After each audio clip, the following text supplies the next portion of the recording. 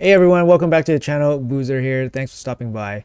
Today's video, we're going to hop into some of these new updates. We're going to go over them firsthand. I literally just logged on and haven't really looked around too much. So we're going to hop in and see what's up, and we'll give our first impressions and go from there. So stay tuned for all of that. Let's jump right into it. All right, so I hopped into the updated news drop that everyone can see in game. So obviously you guys maybe have heard about these faction unity skills. So basically there's going to be new champions with faction only skills. Super busted stuff. Yeah, they're going to be like limited, somehow limited to certain events where you can acquire them, I believe. But anyways, I don't know. I don't know how I feel about these. I feel like they're just another event to get a champion that potentially can really break things up. I don't know. Obviously, Aislinn, the stalwart with Rich Kataris, is very insane. So something to look out for. Exchanging champion fragments. So this will probably affect everybody here. We all have, different levels of missed opportunities in the past where we've failed fusions and all that stuff, or have just acquired extra fragments. So now they can go towards this High Mother Mauled. So maybe let's jump into that first, and then we'll hop back into this news and go down the news some more. So let's hop into that first.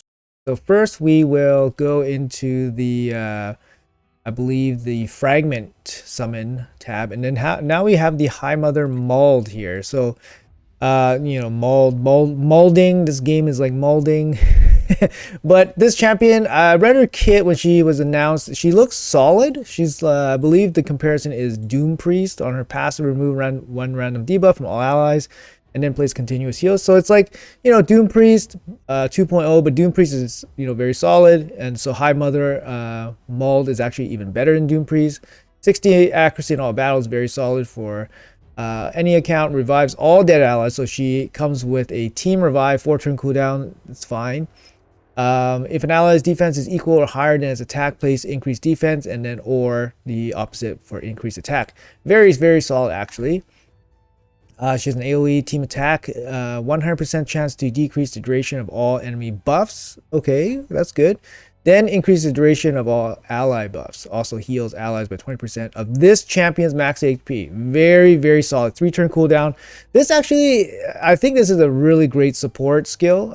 It weakens the enemy and increases your own buffs. We're going to find some cool stuff you can do with this champion as well with the increased duration of the buffs.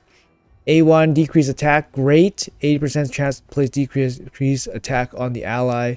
Well, placing increase attack. Oh, on the ally with the highest attack.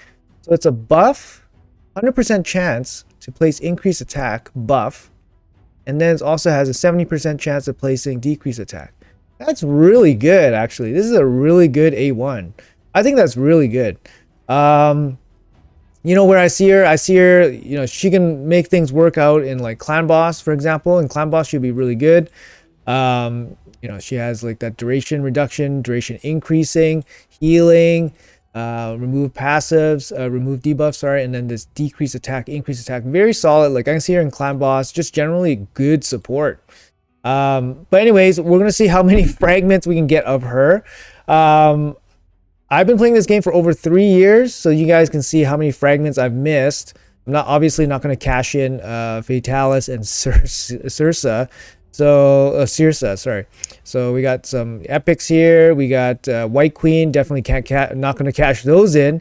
And then basically we don't have too many. Actually, I haven't missed too many fragments in my lifetime of playing Raid, and most of these are just kind of extra fragments that we picked up along the way just by doing stuff. So let's I guess cash them all in. I don't think there's any other better way, or I don't think there's a way to take advantage of this. So let's cash them in, I guess. All right, so we got what? Select to exchange all this champion's fragments for exchange points. Sure, okay. So wow, 3. So 3. So oh, sorry. So we get 1 chest per 5. Got it. Gotta be extra careful about not doing anything I really care about. So Mordecai. So he's going in. All right, we got our first chest. Let's keep cashing them in, right? Oh, gotta be really careful here. These top 3, real careful. Azure can go in. She can go in for sure. There you go.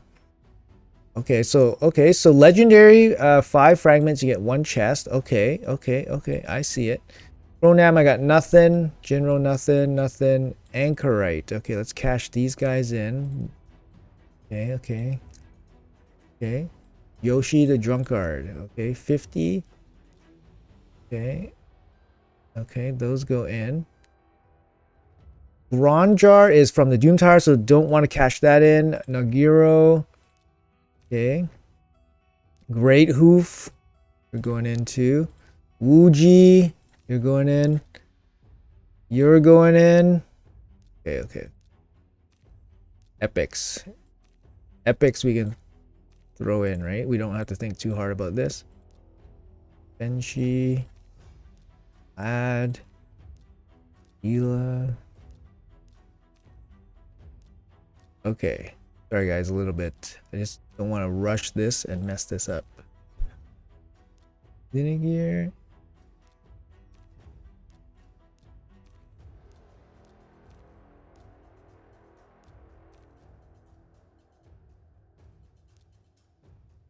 Is good. Okay. 30. Okay, all set. So we got 44 here. I think there's a time limit on pulling, so I'm gonna pull 10 right now and see what we get. 2, 4, 6, 7. We got 7 fragments from 10 chests. I think that's pretty good. Not too sure. 4-star chicken, 3-star chicken. Why this random BS that kind of just sucks?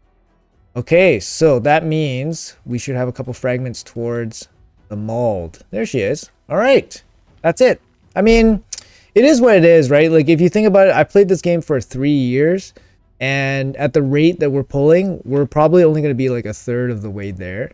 I fully anticipate like Plarium giving us these fragments in other ways. So anyways, it is what it is. At least it's better than nothing. Those fragments were doing nothing for so long, so at least they can do something now. And we can also be sure that they won't come back with any kind of fusion fragments for past fusions anymore. So at least we know that for sure. Okay, so anyways, let's hop back into the news column.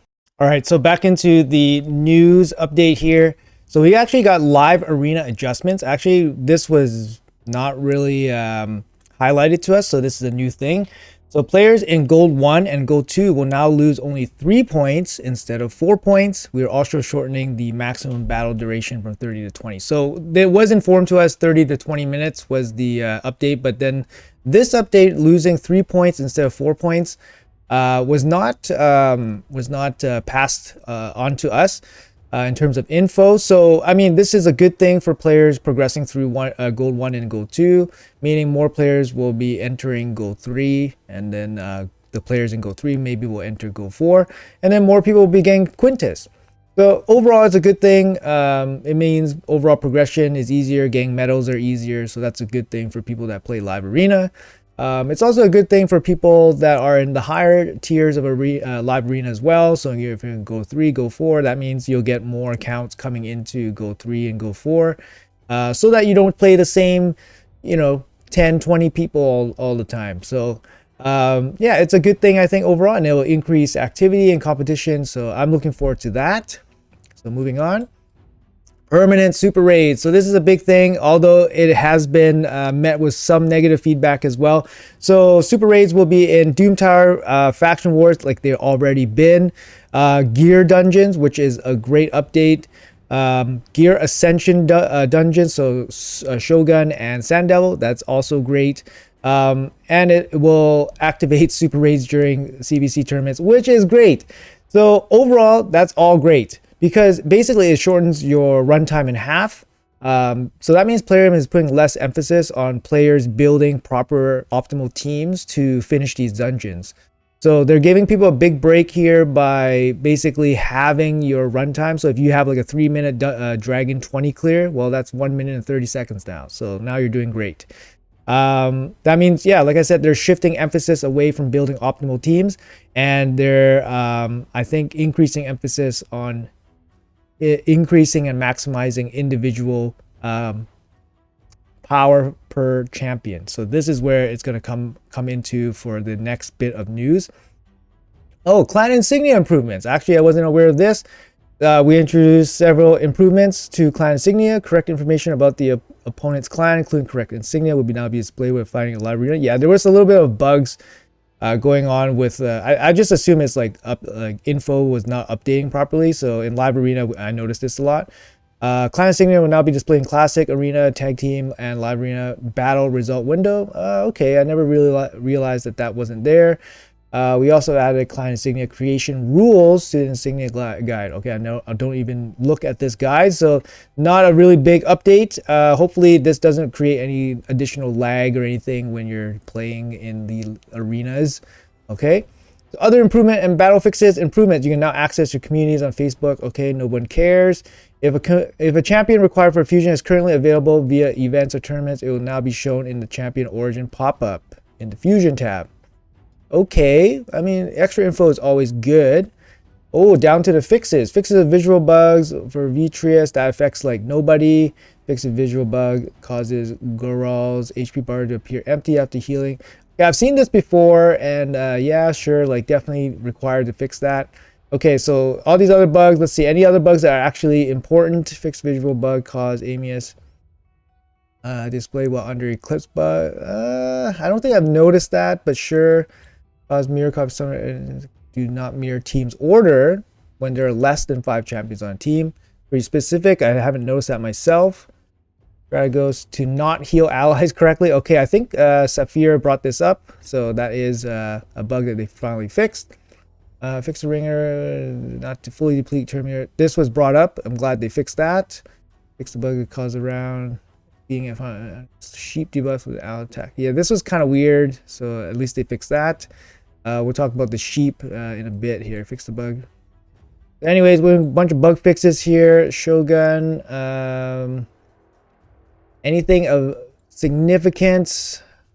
Wow, a lot of bugs actually getting fixed. So that's good. Very specific bugs. Aphilos, Fatalis. Here we go. Fatalis, big update here. Fatalis' A2 will now properly ignore strengthen, increased defense, and ally protection. Unfortunately, I was hoping that Fatalis also was not ignoring defense. But it looks like it was ignoring defense. It's just not ignoring these buffs. So he's not going to be significantly stronger from the playtest that I've seen. Fix visual bug. Okay, so that's the news. I mean, you know, a bunch of bug fixes. That's great. There's going to be some more information here. So we did get the increased chances for the wish list perfect soul. So it goes from 2 to 8. We'll see what the, you know, how that actually turns out. It's not actually too significant, I think. So let's hop into here real quick. Wish list. How do we do? Where's the info? Oh yeah, so they updated it. You have 8x chance now. So yeah, 8x chance. And then what I noticed here was that they did mention that you'll get an increased chance of getting legendary 6-star souls. So I feel like the update was very small, the increased chance. I believe it went from 70% epic into 70% epic and 20% epic. So that was a previous scaling. So now it's 60%, 30%. So it's a small boost to the legendary acquisition rate for the soul stones. Nothing too insane. Obviously will affect, you'll get whales will get more value from their soul stones. Big one here is the blessing rebalance. So this is kind of what I wanted to talk about here. You might notice that your player power is increased. Mainly this is probably due to blessings. So I got a big problem with these blessings, actually seeing them in full effect now. This mainly affects people that are more into like live arena. Or arena in general. Obviously, blessing update will help a lot of PvE content. So if you're trying to go through PvE content, having additional stats will definitely help you. However, when you're factoring the have and have nots of this game, if you're buffing the player base, that's good because the computer or the PvE side of things are not getting buffed. That's great, right? We don't have blessings for PvE enemies or opponents yet. But in PvP, when you have the have and have nots, and when you have rosters that have many stacked 6-star champions. So 6-star champions will get the full plethora of stats. All these stats will apply to every single 6-star champion that has been awakened. So previously, for example, I'm going to take my Taras here because he's 6-star. Previously, my Taras did not get attack, did not get defense, did not get resistance, and did not get accuracy for being 6-star. So now he has all of this. He got an extra 600 defense. He got extra resistance, extra accuracy. I mean, you know, these stats are no small thing, right? Like a fully blessed 6-star champion is actually stronger than a fully empowered champion nowadays. That's how much these stats are worth. Or if they're not that much stronger, it's basically approximately the same. So 4 copies of the same champion is approximately the same as a 6-star blessed champion. How does this affect you? Well, anytime you head into like a PvP scenario, so arena, classic arena, tag team arena, live arena, if you run into a champion like this, you will be at a massive stat difference. So let's hop into, like, here's my Lady Mikage. These are her total stats. It's nothing. She still has her base. She still has the accuracy she has from gear. But because she doesn't have an extra accuracy boost from the 6-star blessing bonus, my Taras has gained an extra 75 resistance on her. So think about it this way. So any debuffer you bring in against a 6-star champion, you need more accuracy to land your debuffs because they have an extra 75 resistance now. So you need more accuracy against those champions. You need more resistance against these champions because by default, they will have more accuracy because they're 6-star awakened. And then they are insanely tanky. Now champions that like are universally like not tanky, for example, like let's say like a Wukong or something. Actually, let's say like let's give my Georgian. Let's say my Georgian, for example. He has 13,000 base HP. Once he is 6-star blessed, he will have an extra 8,500 HP. Okay, so if you take traditionally, and then he'll have an extra 600 defense. 600 defense on his base defense is 60% boost in his defense. It's like having a full-time defense up. And that's just on his base stats. But so basically, like these stat increments on champions that don't have huge base stats are massive, right? Because yeah, they're just basically increasing all of their base stats significantly. And not to mention their resistance and accuracy goes up, so that makes your debuffers work harder. That makes your resistance champions require more resistance. They all hit harder because of increased crit damage. They all get faster, of course, but that was pretty standard, plus 15 speed.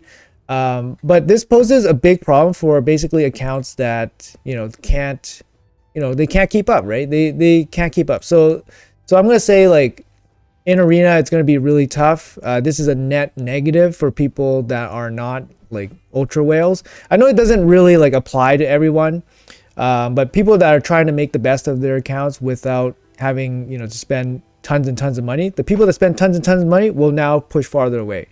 So it is what it is. That's kind of like Plarium style. All this power creep and stuff, it's always heads in that direction.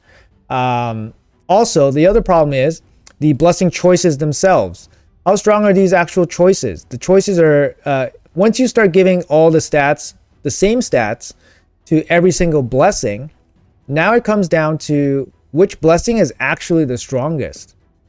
If you give everybody accuracy, isn't Brimstone just the strongest for PvE most of the time? Like now, like previously, Brimstone didn't give you crit damage. Now it gives you crit damage. So now you get extra damage as well as you get the extra accuracy to place Brimstone too. Polymorph was mainly a defensive support blessing. Now it gives you crit damage. Now you can put it on all your damage dealers, right? In PvP. I fully expect all damage dealers to be in Polymorph in the new arena. There's some other blessings here. Like the updates are generally okay in terms of like the reworks. I don't think there's any like real game shakers. that are really going to do anything, but generally it's going to be okay. PvP will still be dominated by sheep, even though it was slightly nerfed. PvE mostly be dominated by brimstone, especially boss level content. Otherwise, it's going to be, I mean, Reaper still does additional damage, so you get a little bit more from it in terms of like your damage dealers. The nice thing is you can like place Soul Reaper on like, you know, defense or HP based damage dealers now if you want them to deal full damage. So that's kind of cool. So it does give some flexibility there, but obviously the flexibility you give in this regard, you take away by basically, you know, it's just going to be blessing versus blessing because all the stats are the same now. So that's kind of like my thoughts about this part. Another thing I wanted to mention about this blessing update is that it really messed up or jammed up some people that had a clear plan on what they wanted to do with these blessings. So for example, now all 2-star blessings will come with, for example, right, will come with plus attack. All 2-star blessings will come with plus attack, and all the stat distribution will come at the same level. So every time you hit 4-star, you get crit damage. Every time you hit 5-star, you get the resistance and accuracy. So for people that were planning on what to do on building their blessings for champions, so I'm talking more about like people that, you know, buy 1, buy 2, buy 3, have a selective process on which champion they want to build next through the shop, right? Now this really throws a wrench into their planning, because it's like initially, what if you were building, you know, you got a blessing on a support champion and you only wanted to get them to 2-star just for the stat boost for HP or whatever it was, or defense. Now you're stuck with the 2-star with attack. It's like, why did I buy that 2-star to begin with? So yes, Plarium's giving you a free reset, which they haven't really given us yet, because apparently the reset was not properly implemented. So make sure you guys be careful about that. There has not been a free reset put into the game yet, but they're not going to, you know, obviously they can't compensate that player that bought a 2-star soul thinking that he was going to get HP for a support champion. Now he gets attack by default. It's like, okay, so you can't compensate this player. And what if the player bought a 4-star for a support champion thinking he would get accuracy? Instead, he would get crit damage. What is that? That is an absolute, like, that really messes people up, right? Like, that really messes people up. Now you're stuck with the 4-star support champion with crit damage. You can switch your blessings, but you're always going to get the same crit damage buff. You're not going to get accuracy or resistance or whatever you were looking for. So, you know, so this is the negative of all these stats and this kind of, you know, homogeneous model of how they're putting these stats for us. It's just, you know, you're going to mess up some people. People are going to get run over by some of this stuff, and people are going to be really, really upset, right? So, you know, I don't like that this stat bloat. They're just giving stats away. Why don't they just give us a pool of stats and let us choose from these stats? Why not? If we're going to get all the stats anyways, why not just give us a pool of stats? If they want it to be flexible, right? If they want us to highly value these blessings, give us a pool of stats. You know? If you think speed is too valuable, make speed 6-star unlock only or something like that, or give us certain values of certain stats that we can unlock at a certain point, right? So then we have some customization, right? I think that would make more sense. Forcing somebody that purchased the 2-star, let's say like 2 days ago or last week, that was expecting HP and now they got attacked for the support champion. That's really sad. Same thing with 4-star. Now they were expecting accuracy or resistance and now they get crit damage. That's really sad. So now their damage dealers, they're just full. They just have to go all in on the 5 and 6-star for that champion instead of sticking with the 4-star. Anyways, guys, so that's going to be my kind of rant on this blessing system. Obviously, you know, we're going to try and make it work the best we can, but like, yeah, it's going to be, so far, I'm not feeling it. It's definitely it's going to hurt me a little bit there. So that's my bit of rant. Here are the updates. Like I said, nothing too crazy. Even the update to sheep was not very crazy. And to clarify the sheep, it's basically to allow multi-debuff champions a chance to play. For example, like if Raman 2 has that single target For example, here you go. Ramon to single target, lands 5 debuffs. He can only activate Sheep once. So Sheep only has a 1 chance to activate against him instead of having 5 separate chances of activating. So it benefits champions like this. You know, is it enough? No, of course not. It's not. Of course it's not enough.